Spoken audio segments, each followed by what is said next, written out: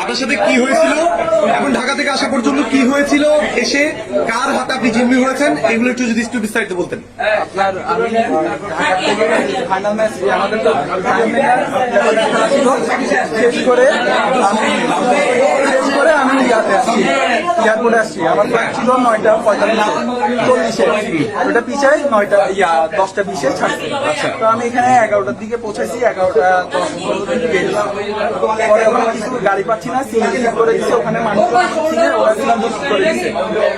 তো সিএনজি করে আসছি, আসার পরে একজন ট্রাফিক পুলিশ আমাদের সাথে উঠে গেল ইয়ার থেকে, টোল ওখান থেকে সুন্দর করে আমরা আসছি, লামখাম বাজার নামছি, নামার পর ওই ট্রাফিক পুলিশ পরে আমাকে বলছে গাড়ি চেক করো, আমি বলছি ব্যাগটা চেক করবে। উনি আমাকে কি করছে, ধাক্কা মেরে, নাম কি বলছে? শফিক ধাক্কা মেরে লক করে দিচ্ছে। আমাকে কিসে আমি ভয় পাই গেছি। উনি আমাকে বলতেছে তুই আসামি, একটা কথা বলছি, তারপর আমার গলা চিল্লি করছে। তো আমি চিল্লাচিল্লি করছি, আব্বুকে কল দিছি, আমার মোবাইল নিয়ে নিছে। তারপর এখানে ভাইয়ারা ছিল, প্রায় 100 মানুষের মতন ছিল, সবাই পরিচয় দিছে, তাও গলা চিল্লি ধরে রাখছে, আমাকে গেঞ্জি টেনে দিছে, আমার ব্যাগটা বের করছে। পুলিশ পড়া ছিল, আরেকটা ছেলে আমাকে পাঞ্জাবি পরা, ওইটা এখানে হ্যাঁ ডিবি ওই এখানে আসছিল। আসার পর থানায় আসছিল আপনাকে নিয়ে? না ওরা আমাকে আনছে, ঠিক আছে।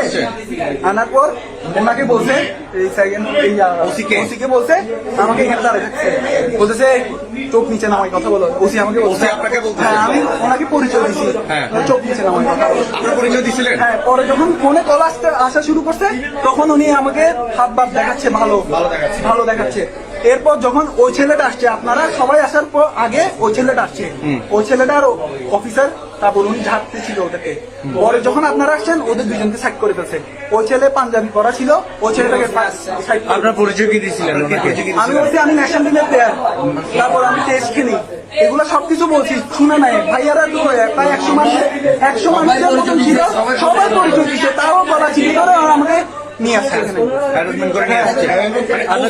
সামনে, আপনাকে আমাকে লাঠি দিয়ে মারছে ভাই, লাঠি দিয়ে মারছে।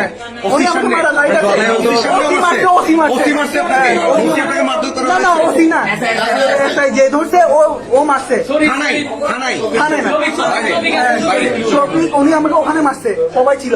আমি ওনাকে বলতেছি আপনি চেক করেন, আপনি আমার গায়ে হাত দিয়ে রাইট নাই, উনি শুনতেছে না। এতগুলো মানুষ বলছে, গায়ে হাত দিচ্ছে।